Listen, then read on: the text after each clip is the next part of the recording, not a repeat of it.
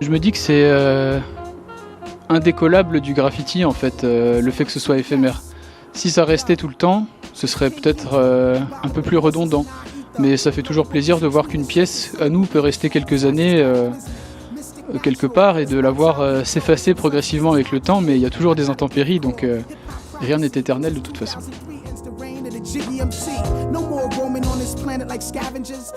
Je suis au pur, graffeur depuis quelques années, surtout en Bretagne, quelquefois ailleurs, ça dépend. Et je suis spécialisé dans la peinture brute, on va dire, abstraite. Et j'aime expérimenter avec le matériel que j'utilise, notamment les bombes de peinture, caractéristiques du graffiti.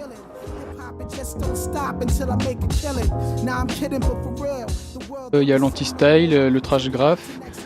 Moi j'aime bien ces termes, mais ils définissent pas spécialement ce que je fais, puisque j'aime bien improviser par rapport à certaines bases que peut avoir le graffiti, l'utilisation des contours noirs, l'utilisation de certains codes de remplissage saccadés, etc.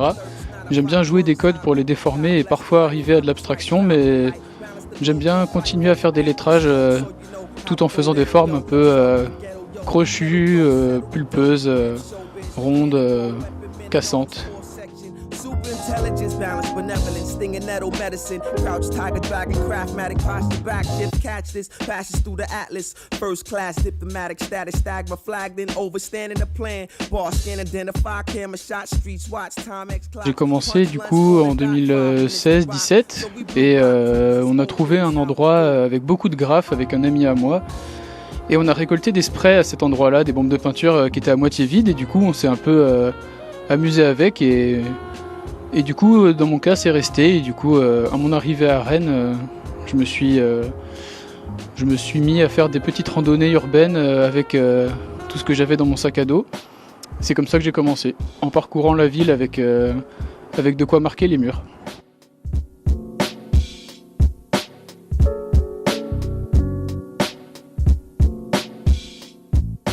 La plupart du temps j'utilise des sprays, j'aime bien avoir un rouleau sur moi pour pouvoir faire un aplat dans le cas d'une peinture légale, on va dire.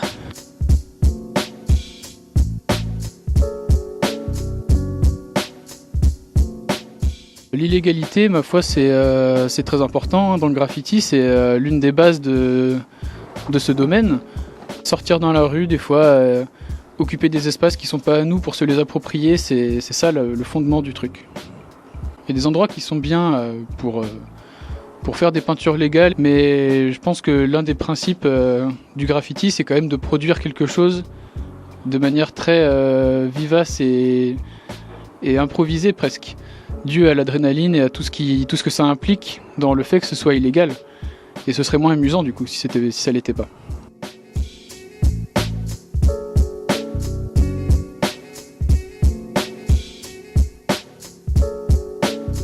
Alors ici on se trouve actuellement à Lazaru ou la crèmerie, et donc on peut voir derrière moi des peintures des gens qui sont ici en permanence. C'est une association où il y a beaucoup de graffeurs qui se réunissent notamment pour peindre, pour dessiner, pour faire rentrer des gens dans ce milieu-là, faire rencontrer la culture du graffiti avec des gens qui ne sont pas forcément on va dire perméables à cette culture-là, des visiteurs, des choses comme ça. Donc oui, ici c'est parfaitement légal et organisé, et c'est ça qui fait plaisir, ça permet toujours de s'améliorer et de se poser.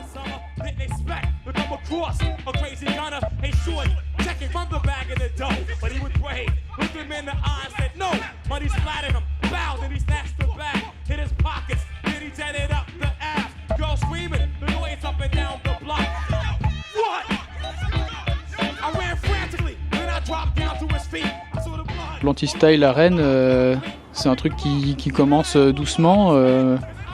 Moi j'encourage les gens à faire des trucs qui sortent un peu de l'ordinaire, à dessiner des trucs dont on n'a pas l'habitude de voir l'existence dans le graffiti, par exemple des personnages pas forcément très bien faits, des lettres qui peuvent sortir de la norme, des façons de travailler aussi, que ce soit dans la construction des lettres ou juste dans la façon de dessiner.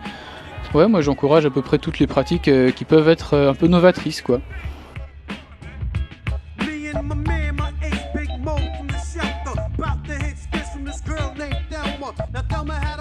that was higher than her neck. Every girl from Charlotte, this to respect. We was stimmy, you know how it is when you're blitzed. 3 o'clock in the morning, something got to give. Mo said here go first. I said I'll take that.